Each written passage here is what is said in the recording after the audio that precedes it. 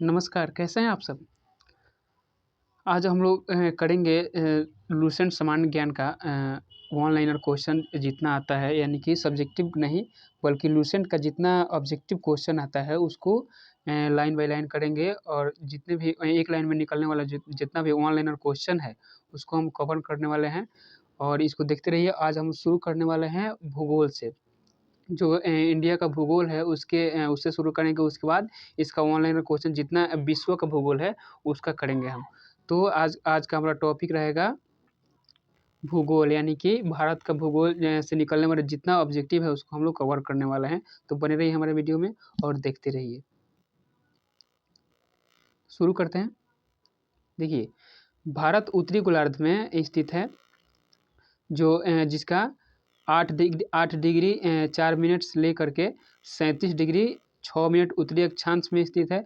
उसका लोकेशन है।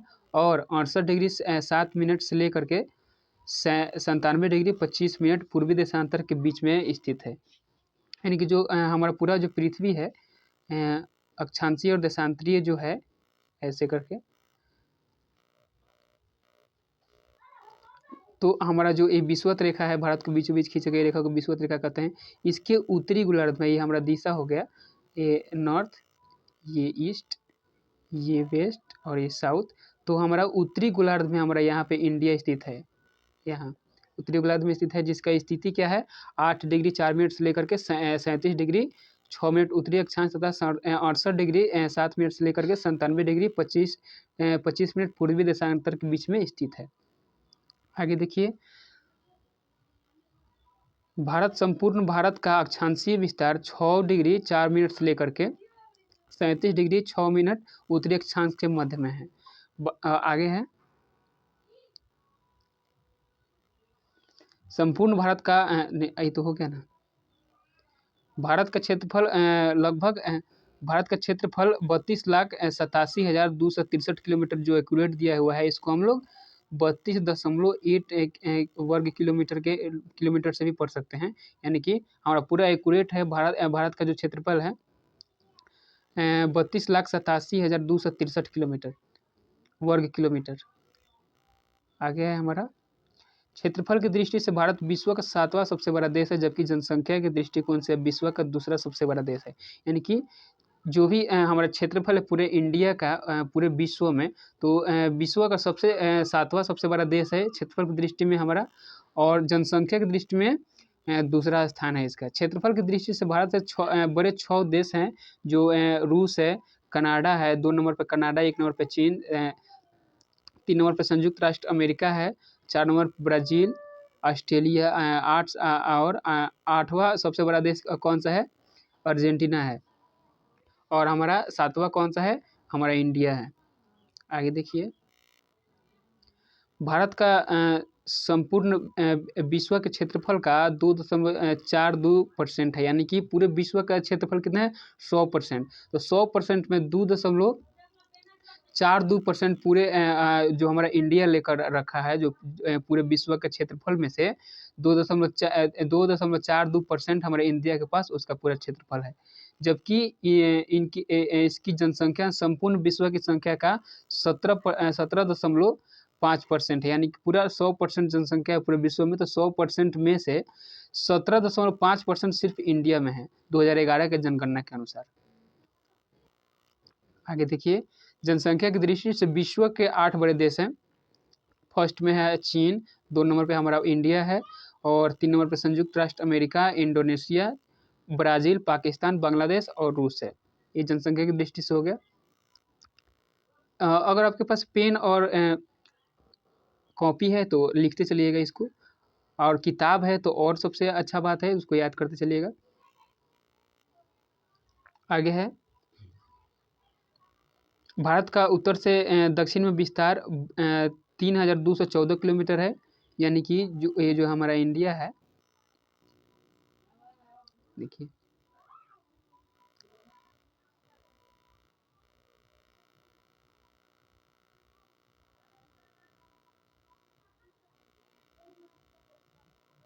ये जो हमारा इंडिया है, तो दक्षिण से उत्तर की ओर जो हमारा विस्तार है, यानी कि ऐसे है, दक्षिण से ये साउथ है और ये जो उत्तर है इसका विस्तार यानी कि 32 से 14 किलोमीटर है। और पूरब से पश्चिम की इसकी लंबाई कितनी है? 29-33 यानी कि 29 से 33 किलोमीटर इसकी पूरब से पश्चिम की लंबाई है। तो ये लिख लीजिएगा थोड़ा सा। आगे है, भारत की स्थल सीमा रेखा की लंबाई 15,200 किलोमीटर है। यानी कि जो हमारा भारत का स्थल सीमा रेखा है अभी जो बनाए थे यहाँ पे,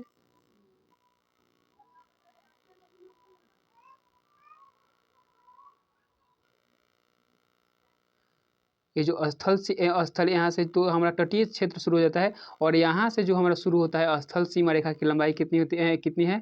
15,200 किलोमीटर। इसको लिख लीजिएगा। इसके तटीय भाग की लंबाई यानी कि ये जो हमारा तटीय भाग जो शुरू होता है यहाँ से जलीय क्षेत्र जहाँ शुरू होता है उसकी लंबाई 7,516.5 किलोमीटर है। किंतु मुख्य भूमि के तटीय भाग की लंबाई यानी जो हमारा मुख्य भूमि है उसके तटीय भाग की लंबाई 6100 किलोमीटर है। इसको नोट कर लीजिएगा। आगे देखिए, अब देखिए भारत के जो 7 पड़ोसी देश हैं, पड़ोसी देशों के साथ सीमाओं की लंबाई यानी कि किस देश के साथ कितना सीमा साझा करता है हमारा इंडिया, उसको हम लोग समझेंगे थोड़ा सा। ये जो हमारा बांग्लादेश है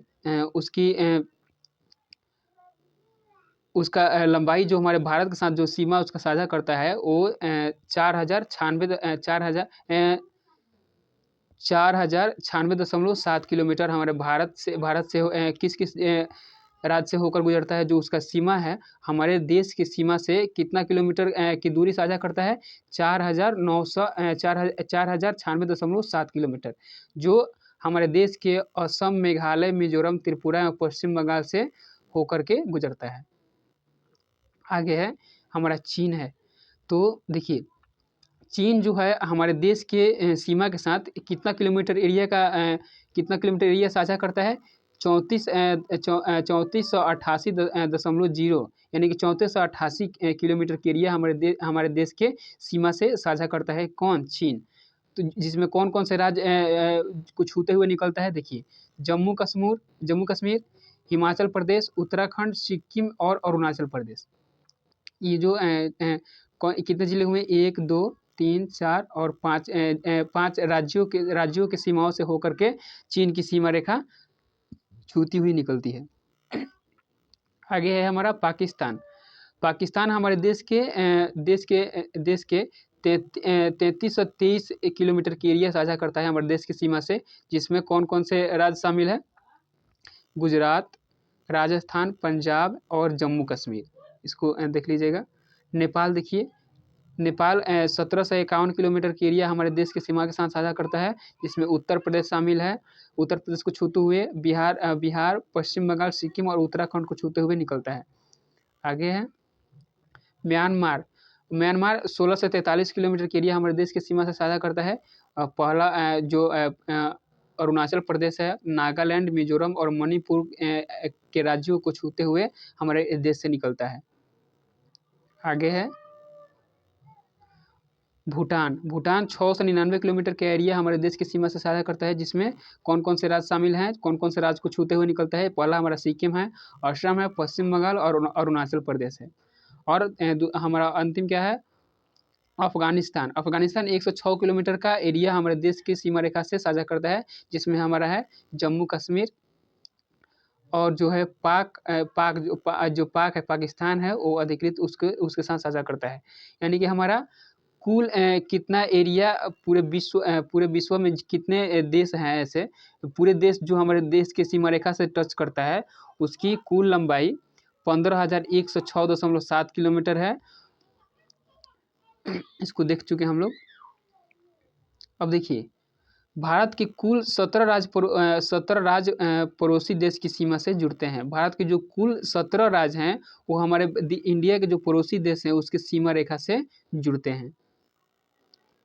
अब देखिए आगे है हमारा भारत की जलीय सीमा समुद्री सीमा से संबंध 7 देश है। यानी कि जो हमारा जलीय क्षेत्र है, इंडिया का जो जलीय क्षेत्र है, उस जलीय क्षेत्र की सीमा रेखा से कुल 7 देश उससे टच करते हैं। पहला है पाकिस्तान, दूसरा मालदीव, तीसरा श्रीलंका, चौथा बांग्लादेश, म्यांमार, थाईलैंड और इंडोनेशिया। इसको देख लीजिएगा। भारत की जल एवं स्थल सीमा से लगे देश, यानी कि हमारे देश के स्थल और जल दोनों सीमा से लगे हुए कौन कौन से देश हैं? एक हमारा है बांग्लादेश, म्यांमार और पाकिस्तान। इसको थोड़ा सा देख लीजिएगा। आगे है देखते चलेंगे हम। भारत का सबसे दक्षिणी बिंदु का नाम क्या है? हमारा इंदिरा पॉइंट नाम है। यह निकोबार द्वीप समूह में स्थित है, यानी कि जो हमारा इंडिया जो है, देखिए शॉर्टकट में इंडिया का नक्शा कैसे थोड़ा सा,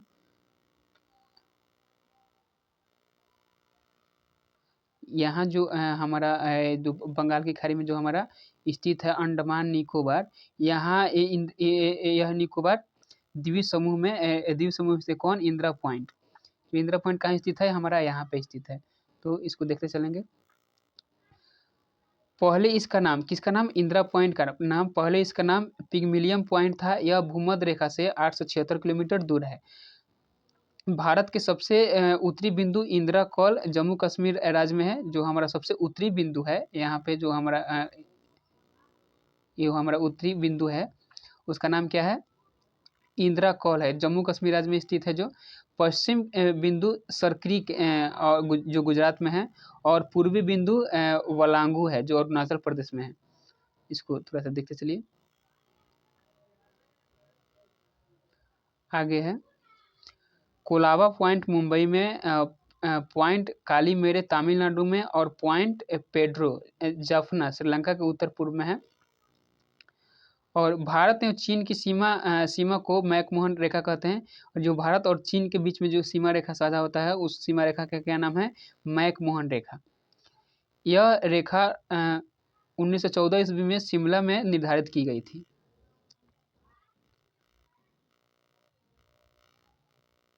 अब देखिए आगे है हमारा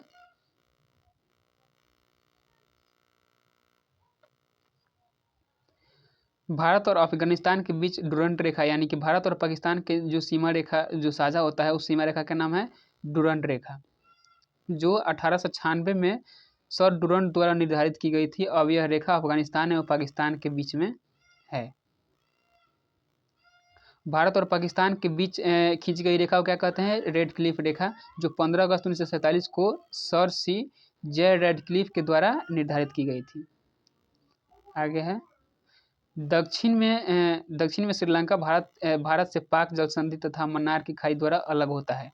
यानी कि जो हमारा श्रीलंका है, भारत से पाक जल संधि द्वारा तथा मन्नार की खाड़ी द्वारा अलग होता है। आगे है श्रीलंका के बाद भारत का दूसरा निकटतम समुद्री पड़ोसी देश इंडोनेशिया है। यानी कि जो हमारा श्रीलंका है ना, यहाँ पे तो श्रीलंका के बाद दूसरा निकटतम समुद्री पड़ोसी देश कौन सा है? इंडोनेशिया है। श्रीलंका सबसे नज़दीक समुद्री पड़ोसी देश है, और उसके बाद में कौन सा है? इंडोनेशिया है, जो निकोबार द्वीप समूह के अंतिम द्वीप ग्रेट निकोबार के दक्षिण में स्थित है। ग्रेट जो हमारा अंतिम जो बिंदु है, निकोबार द्वीप समूह जो है, यहाँ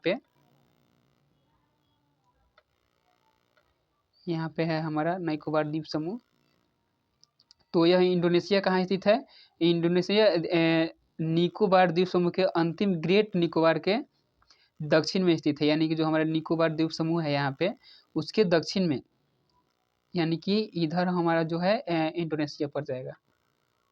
देखिए भारत का मानक समय इलाहाबाद के निकट मिर्जापुर से गुजरने वाली मिर्जापुर कहाँ है? उत्तर प्रदेश में जो इलाहाबाद है, वहाँ से गुजरने वाली 82.82 पूर्वी देशांतर रेखा माना गया है। यानी कि 82.82 डिग्री पूर्वी देशांतर रेखा को माना गया है। जो भारत का जो मानक समय निर्धारित करने वाला जो रेखा है, वो कहाँ पर है? मिर्जापुर में। मिर्जापुर कहाँ है? उत्तर प्रदेश में, इलाहाबाद के निकट है। जो उसका पूर्वी देशांतर कितना है? 82.5 डिग्री, जो ग्रीनविच समय से 5.5 घंटा आगे है, यानी कि जो हमारा जो समय है, जो ग्रीनविच जो एक जगह है ब्रिटेन में, तो ब्रिटेन में जो पूरे विश्व का जो समय निर्धारण कहाँ से होता है, जो ग्रेट ब्रिटेन में ग्रीनविच एक जगह है, वहाँ से पूरे विश्व का समय निर्धारण होता है। जो हमारा मानक समय है 82.5 डिग्री पूर्वी देशांतर, वो ग्रीनविच का जो समय है उस समय से 5.5 घंटा आगे चलता है। तो इस बात को थोड़ा सा समझ लीजिएगा। आगे है 82.5 डिग्री पूर्वी देशांतर, 5 राज्यों उत्तर प्रदेश, मध्य प्रदेश, छत्तीसगढ़, उड़ीसा, आंध्र प्रदेश से होकर गुजरता है। कर्क रेखा लगभग भारत के मध्य से गुजरती है, यानी कि जो हमारा कर्क रेखा है पूरे जो हमारा इंडिया है यहाँ पे पूरे मध्य से होकर गुजरने वाली रेखा है जो कर्क रेखा है।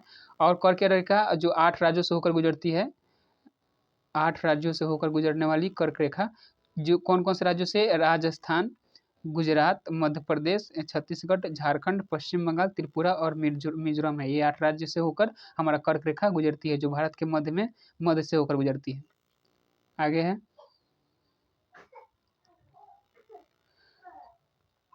भारतीय उपमहाद्वीप में सम्मिलित देश भारत, पाकिस्तान, बांग्लादेश, नेपाल और भूटान है। भारतीय उपमहाद्वीप में जो सम्मिलित देश है वो भारत है, पाकिस्तान, बांग्लादेश, नेपाल और भूटान है।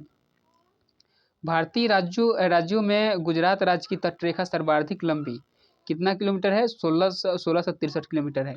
इसके बाद आंध्र प्रदेश की तटरेखा लंबी है।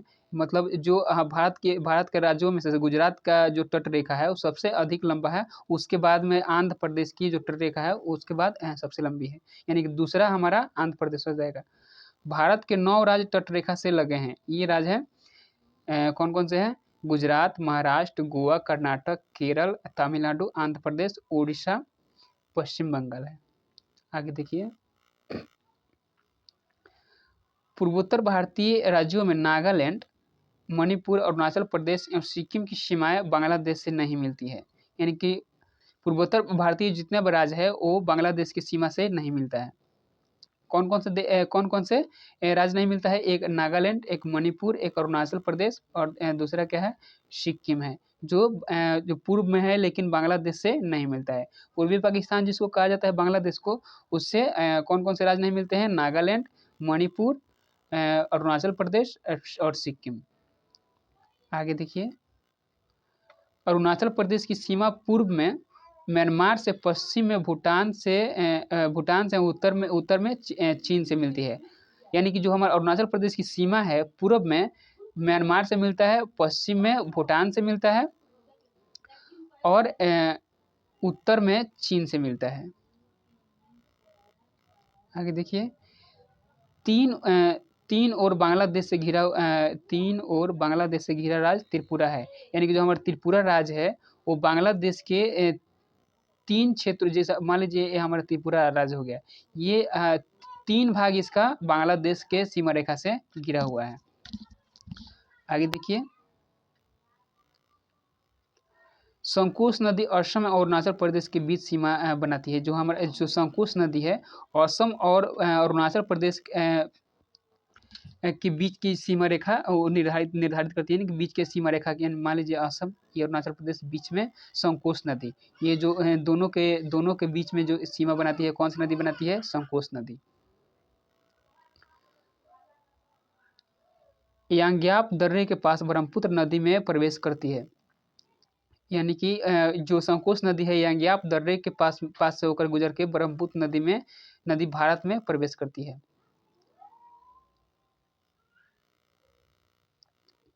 अब देखिए जोजिला दर्रे का निर्माण सिंधु नदी द्वारा, सिपकिला का निर्माण सतलज नदी द्वारा, जलेपला का निर्माण तीस्ता नदी द्वारा हुआ है। यानी जोजिला दर्रे का निर्माण किस नदी के द्वारा हुआ है, सिंधु नदी के द्वारा। सिपकिला का निर्माण सतलज नदी के द्वारा हुआ है और जलेपला का निर्माण तीस्ता नदी द्वारा हुआ है। जम्मू कश्मीर के लद्दाख क्षेत्र में स्थित काराकोरम दर्रा भारत का सबसे ऊंचा दर्रा, यानी कि 5624 मीटर ऊंचा है। यानी कि जम्मू कश्मीर के लद्दाख क्षेत्र में स्थित काराकोरम जो दर्रा है भारत का सबसे ऊंचा दर्रा है। यहाँ से चीन को जाने वाली एक सड़क बनाई गई है। यानी कि जो हमारा जोजिला दर्रा है, काराकोरम जोजिला नहीं, काराकोरम दर्रा जो है, यहाँ से चीन से होकर जाने वाली एक सड़क बनाई गई है। अब देखिए आगे है, बुर्जिला दर्रा श्रीनगर से गिलगित को जोड़ती है। बनिहाल दर्रे से जम्मू से श्रीनगर जाने का मार्ग गुजरता है। जवाहर सुरंग इसी में स्थित है। जवाहर सुरंग कहाँ स्थित है? बनिहाल दर्रे में, इसको नोट कर लीजिएगा। सिपकिला दर्रा शिमला से तिब्बत को जोड़ता है। यानी कि सिपकिला जो दर्रा है शिमला से तिब्बत जो देश है उसको तिब्बत की सीमा तिब्बत से जोड़ता है। जो हमारा सिपकिला दर्रा है शिमला से तिब्बत को। देखिए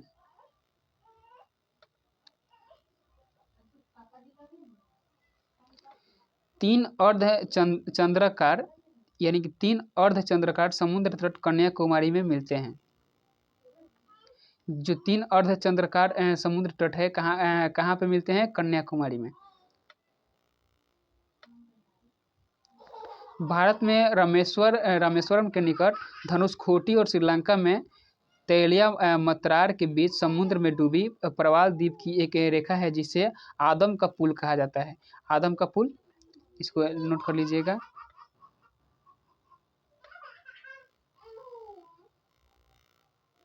अब हमारा है भारत का भौतिक स्वरूप है, वो थोड़ा सा देखेंगे उसको। अगला हमारा टॉपिक है भारत का भौतिक स्वरूप।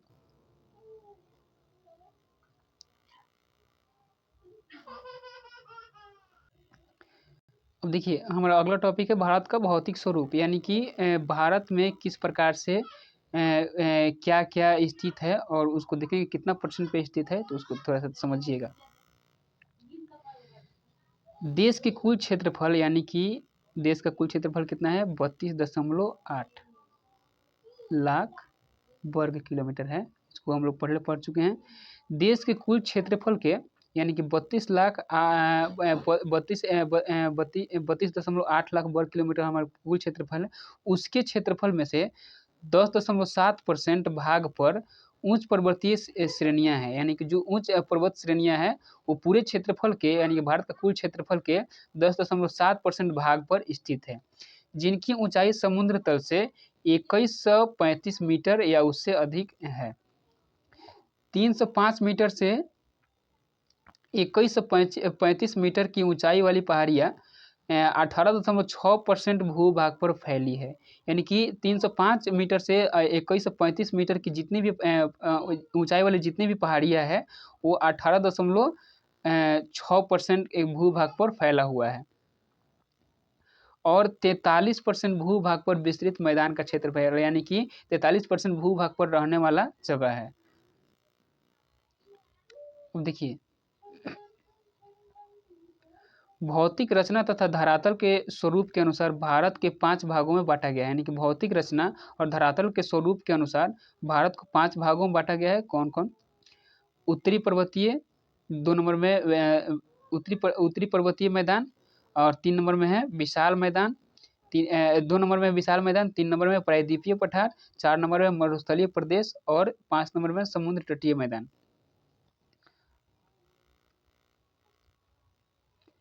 भूवैज्ञानिकों के अनुसार जहां आज हिमालय पहाड़ है वहां तिथिस नामक उथला समुद्र था। यानी कि जो हमारा हिमालय है, हिमालय का निर्माण ही तेथिस सागर से हुआ है।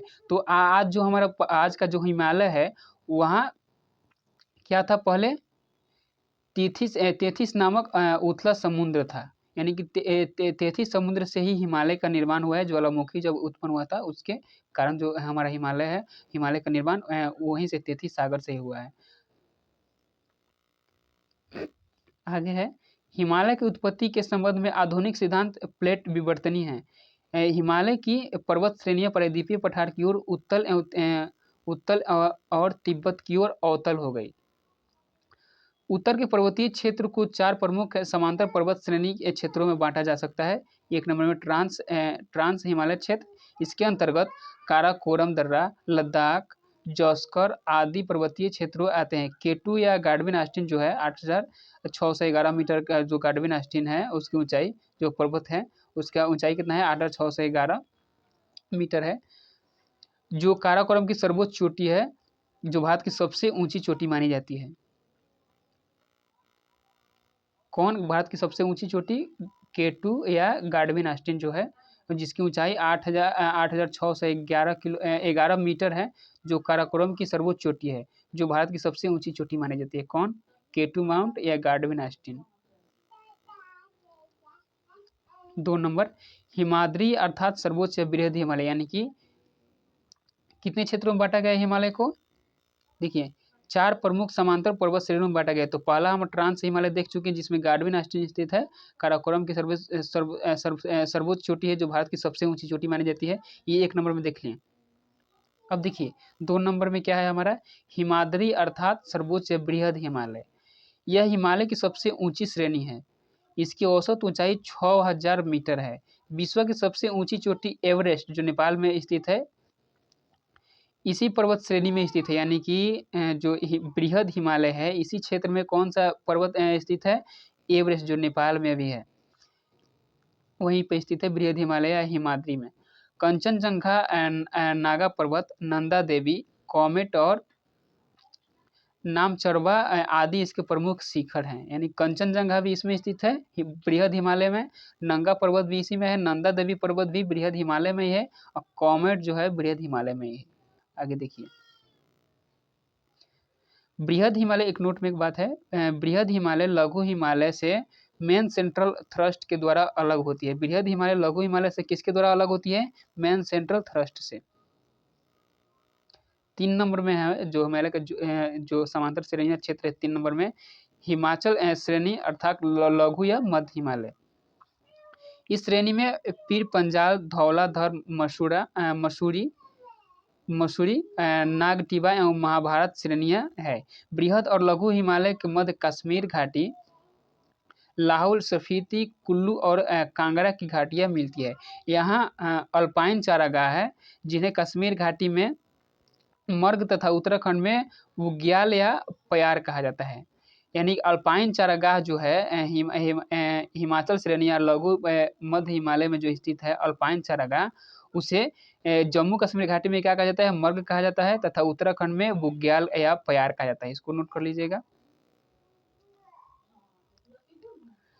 शिमला, कुल्लू, मनाली, मसूरी, दार्जिलिंग आदि लघु हिमालय में ही स्थित है। यानी कि शिमला भी किसमें स्थित है? लघु हिमालय में, और मनाली लघु हिमालय में स्थित है, मसूरी, दार्जिलिंग आदि लघु हिमालय में ही स्थित है।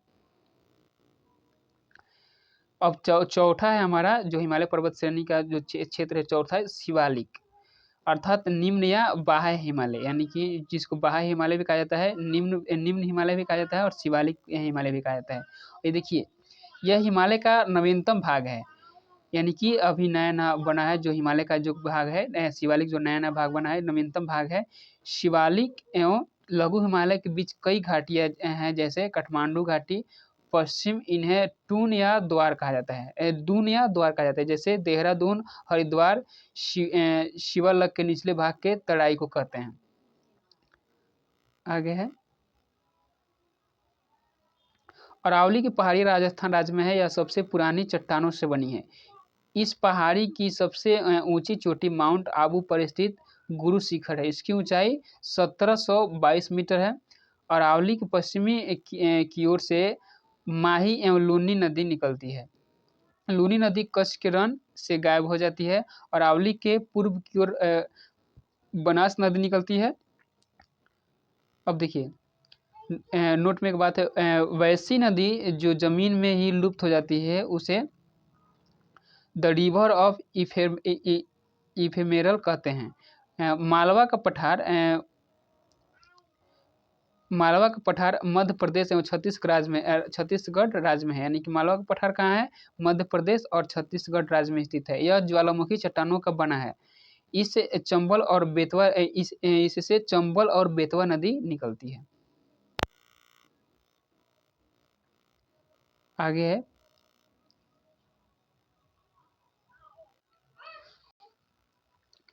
विंध्याचल का पठार झारखंड उत्तर प्रदेश और छत्तीसगढ़ राज्य में है, यानी कि विंध्याचल का जो पठार है वो कहाँ है? झारखंड, उत्तर प्रदेश और छत्तीसगढ़ राज्य में स्थित है। यह परतदार चट्टानों का बना हुआ है। विंध्याचल पर्वतमाला उत्तर भारत की दक्षिण भारत से अलग करता है। जो विंध्याचल पर्वतमाला है उत्तर भारत को दक्षिण भारत से अलग करता है। मैकाल पठार छत्तीसगढ़ में है। मैकाल पहाड़ी का सर्वोच्च शिखर अमरकंटक है, जिसकी ऊंचाई 1036 मीटर है। यह पुरानी चट्टानों का बना एक ब्लॉक पर्वत है।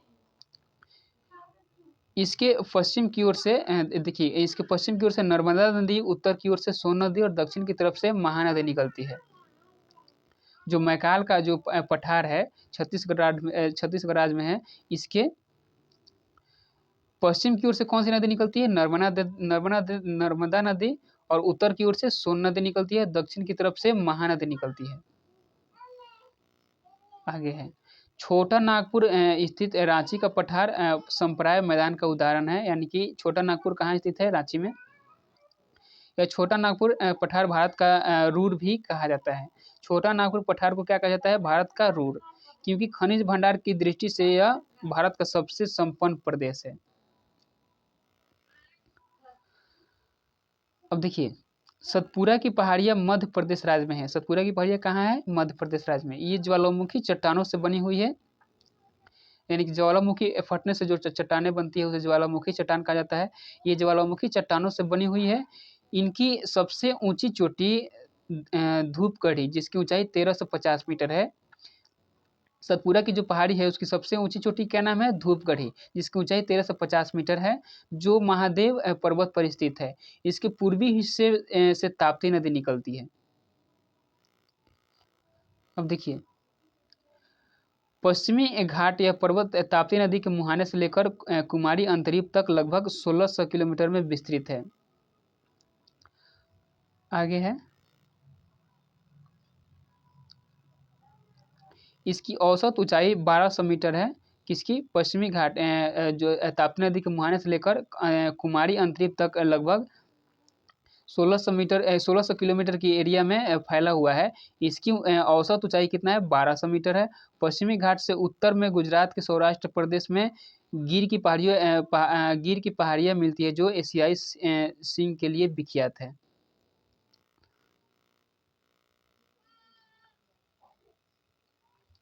आगे है, दक्कन का पठार महाराष्ट्र राज्य में स्थित है। यह ज्वालामुखी विशाल चट्टानों का बना हुआ है।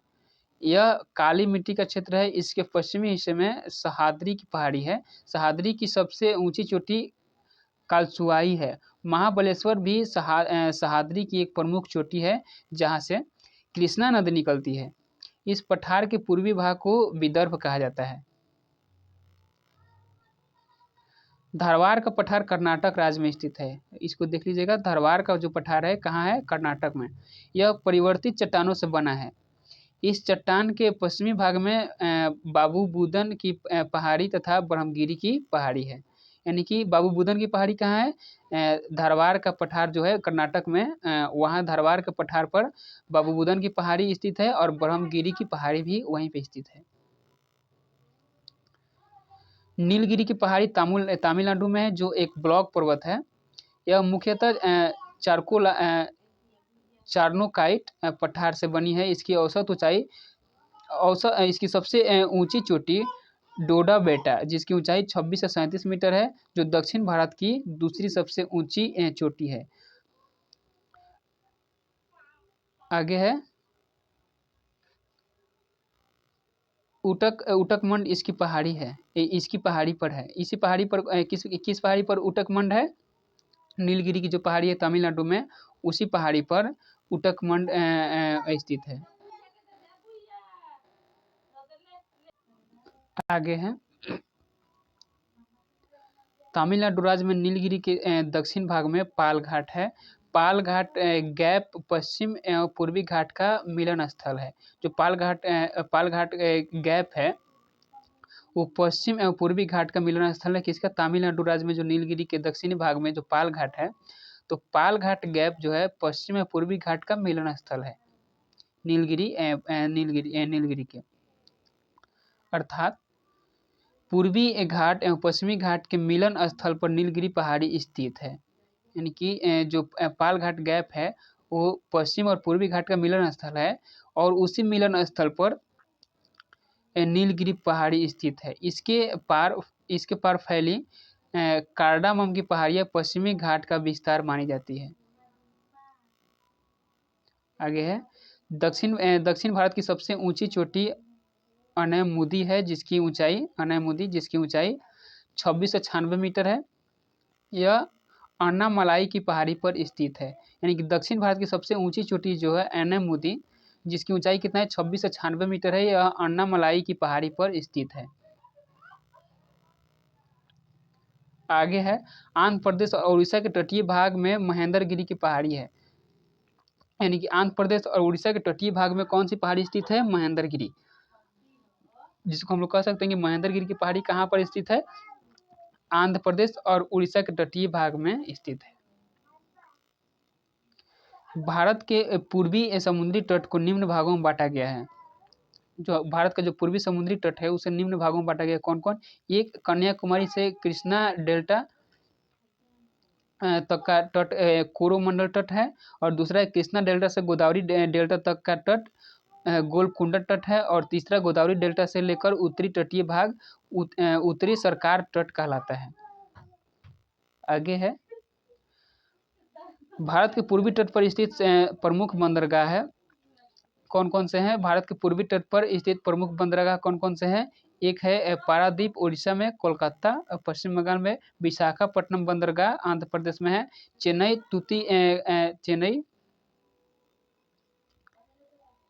तूतीकोरिन और एन्नौर तमिलनाडु में है। जो ये हमारा बंदरगाह है पारादीप बंदरगाह कहाँ पर है? उड़ीसा में। कोलकाता बंदरगाह पश्चिम बंगाल में है। विशाखापट्टनम कहाँ है? आंध्र प्रदेश में। और चेन्नई तूतीकोरन कहाँ पर है? तमिलनाडु में। आगे है विशाखापट्टनम बंदरगाह डॉल्फिन नोज पहाड़ी के पीछे सुरक्षित है। पूर्वी तट पर स्थित प्रमुख लैगून है पुलिकट, चिल्का तथा कोलेरू। एक है पुलिकट लैगून है जो चेन्नई में है। चिल्का लैगून कहाँ है? पुरी में। चिल्का पुरी में तथा कोलेरू कहाँ है? आंध्र प्रदेश में।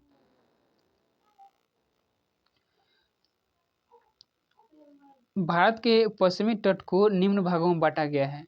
भारत का जो पश्चिमी तट है उसे देखिए, गुजरात से गोवा तक का तटीय क्षेत्र कोंकण तट कहलाता है। गोवा से कर्नाटक के मंगलुरु तक का तटीय क्षेत्र क्या कहलाता है? केनरा तट कहलाता है तथा मंगलुरु से कन्याकुमारी तक का तटीय क्षेत्र मलाबार तट कहलाता है। भारत के पश्चिमी तट पर स्थित प्रमुख बंदरगाह कौन कौन सा है? एक है कांडला बंदरगाह जो गुजरात में स्थित है। दूसरा है मुंबई बंदरगाह जो महाराष्ट्र में है। मारवा गोवा जो है का बंदरगाह गोवा में स्थित है। अब मंगलुरु जो है कर्नाटक में स्थित है। कोची जो है केरल में है। नहावा शोआ जो है महाराष्ट्र में स्थित है। आगे मलाबार तट पर अनेक पश्च जल है जिसे स्थानीय भाषा में कयाल कहते हैं। भारत में 2 द्वीप हैं। कौन कौन? एक अंडमान निकोबार द्वीप समूह द्वीप है। लक्षद्वीप एक दूसरा क्या है? लक्षद्वीप है। अब देखिए अंडमान निकोबार द्वीप समूह बंगाल की खाड़ी में स्थित है जो पहले हम बताए थे, जो क्षेत्रफल की दृष्टि से सबसे बड़ा केंद्र शासित प्रदेश है। इसमें करीब 247 छोटे छोटे द्वीप हैं। निकोबार में 19 द्वीप है। ये द्वीप वास्तव में समुद्र में डूबे हुए पर्वत के शिखर हैं। यानी कि जो समुद्र में डूबा हुआ जो पर्वत कहलाता है वो जो है अंडमान लक्षद्वीप जो है समुद्र में डूबा हुआ पर्वत शिखर के समान है। अब देखिए लैंडफॉल द्वीप अंडमान निकोबार द्वीप समूह का सबसे उत्तरी द्वीप है। जो लैंडफॉल जो द्वीप है अंडमान निकोबार द्वीप समूह का सबसे उत्तरी द्वीप है। इसमें अंडमान निकोबार में लगभग कितने छोटे छोटे द्वीप है? 247। अब देखिए, कोको जलमार्ग इसे म्यांमार के कोको द्वीप से अलग करता है, जहां चीन के निगरानी तंत्र लगाया हुआ है। यानी कि कोको जलमार्ग जो है म्यांमार के कोको द्वीप से अलग करता है, और जो कोको द्वीप पर किसका निगरानी है? चीन का निगरानी है। आगे है, बंगाल की खाड़ी में नदियों ने जलोढ़ मिट्टी के निक्षेप द्वारा कई द्वीपों का निर्माण किया है। यानी कि जो बंगाल की खाड़ी है, तो नदियों के द्वारा लाए गए निक्षेपों से उसमें कई सारे द्वीप का निर्माण हुआ है। आगे है, हुगली के निकट 20 किलोमीटर लंबा सागर द्वीप है, जिसे गंगा सागर के नाम से जाना जाता है। हुगली के निकट 20 किलोमीटर लंबा जो सागर द्वीप है, सागर द्वीप की लंबाई 20 किलोमीटर, जिसे गंगा सागर के नाम से भी जाना जाता है। यहाँ न्यू मूर नामक द्वीप का निर्माण हाल ही में हुआ है। आगे है, अंडमान निकोबार द्वीप समूह की सबसे ऊंची पर्वत चोटी सैंडल पीक है। अंडमान निकोबार द्वीप समूह की सबसे ऊंची पर्वत चोटी कौन सी है? सैंडल पीक, जिसकी ऊंचाई 730 मीटर है। आगे है, माउंट हैरियट दक्षिण अंडमान में तथा माउंट थूलियर निकोबार द्वीप समूह में स्थित है। जो अंडमान द्वीप है और निकोबार द्वीप समूह है, तो अंडमान के दक्षिण में माउंट हैरियट है और माउंट थूलर निकोबार द्वीप समूह में स्थित है। आगे है, केंद्र शासित प्रदेश का सबसे बड़ा पतन बंदरगाह पोर्ट ब्लेयर दक्षिणी अंडमान में स्थित है। पोर्ट ब्लेयर जो हमारा पोर्ट ब्लेयर क्या है? जो हमारे अंडमान निकोबार द्वीप समूह है केंद्र शासित प्रदेश, उसकी राजधानी कहाँ है? पोर्ट ब्लेयर में। देख लीजिएगा इसको। देखिए, केंद्र शासित प्रदेश का सबसे बड़ा पतन, इसको तो देख लिए, नेल्लौर के निकट श्रीहरिकोटा प्रवाल निर्मित द्वीप है। यानी श्रीहरिकोटा का नाम अभी सबसे ज़्यादा प्रचलित हुआ था चंद्रयान 3 में। जो चंद्रयान 3 श्रीहरिकोटा से सतीश धवन जो स्पेस सेंटर है, वहाँ से छोड़ा गया था चंद्रयान 3 को, जो श्रीहरिकोटा प्रवाल निर्मित द्वीप है।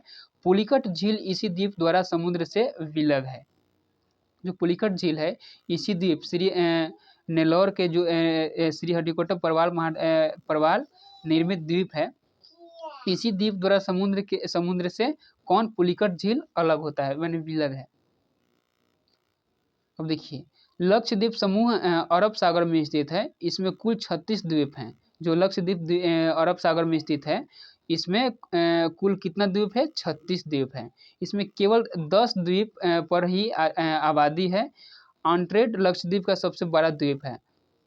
जो ऑन्ट्रेट लक्षद्वीप का सबसे बड़ा द्वीप है। जो ऑन्ट्रेट द्वीप है, लक्षद्वीप का सबसे बड़ा द्वीप ऑन्ट्रेट है। तो इसको थोड़ा देख लीजिएगा। पिटली द्वीप, जहां मनुष्य का निवास नहीं है, वहां एक पक्षी अभयारण्य है।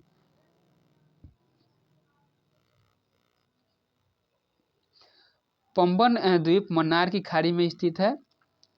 पंबन द्वीप कहाँ स्थित है? मन्नार की खाड़ी में स्थित है। भारत में बैरम तथा नारकोंडा नामक दो प्रसिद्ध ज्वालामुखी द्वीप है। बैरम द्वीप अंडमान निकोबार द्वीप समूह में है, एक सक्रिय ज्वालामुखी है, जबकि नारकोंडा दो सुषुप्त ज्वालामुखी है। तो यहाँ तक हम लोग भारत का भूगोल से जितना ऑनलाइन क्वेश्चन निकलने वाला था, उसको हम लोग देख लिए। और इसके पार्ट दूसरा जो वीडियो आएगा, उसमें लगभग इतना ही क्वेश्चन को हम लोग करेंगे। तो देखते रहिए हमारे चैनल को और बने रहिए हमारे चैनल पर। और थोड़ा सा वीडियो अच्छा लगे तो एक दूसरे के पास शेयर ज़रूर कीजिए, क्योंकि आपके कारण किसी और का जब कल्याण होगा, तो एक बहुत बड़ी खुशी की बात है। तो हमारे चैनल को थोड़ा सा इस वीडियो को शेयर करते रहें। ठीक है, आज के लिए इतना ही। धन्यवाद।